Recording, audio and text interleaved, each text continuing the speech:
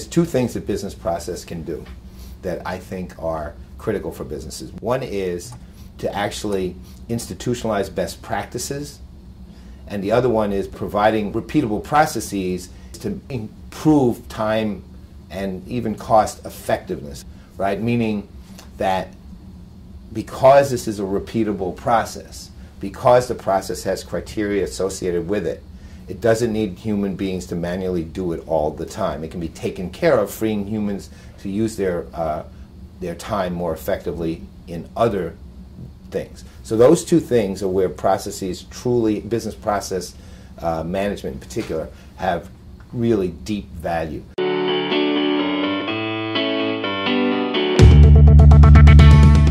Here's the thing about CRM technologies and BPM technologies and systems, is before you do anything with any of them, you have to figure out A, who your customers are, B, what kind of strategy you have for your customers, C, what kind of programs you want for your customers, D, what that means for both the operational side, E, what that means for compliance and regulation and all those other things, F, what kind of systems are required to support that, G, what kind of technologies are required to support those systems, and all of that. Now, when it comes to BPM side of it, process side specifically, there's one thing you really must do before, again, you implement any of this stuff technologically, which is you have to take a look at every single process in your company, period.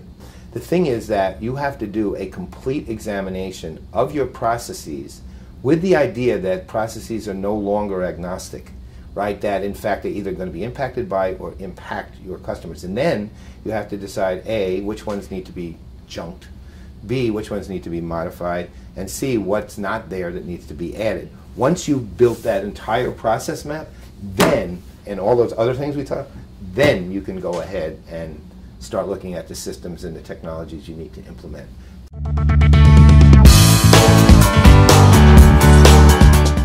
You know, when you're looking at all this data, all this information that's out there, you know, one of the things you have to look at is, what are you going to do with it when you have it? Where's it going to go? How are you going to handle it?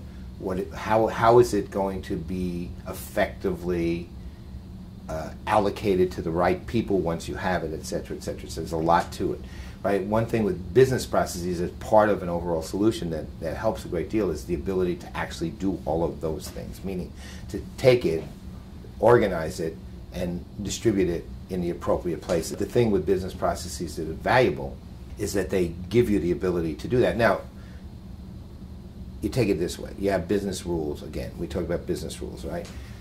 Business rules for that sort of thing would say, look, when you get this kind of data, put it here. When you get this kind of data, act on it in this way. When you get this kind of data, send it over to this person and then give them the ability to act on it in this way, et cetera, et cetera. That's the thing with a good business process engine. It doesn't give you greater storage. It just gives you a better way to distribute the data so that the data becomes information, the information becomes insight.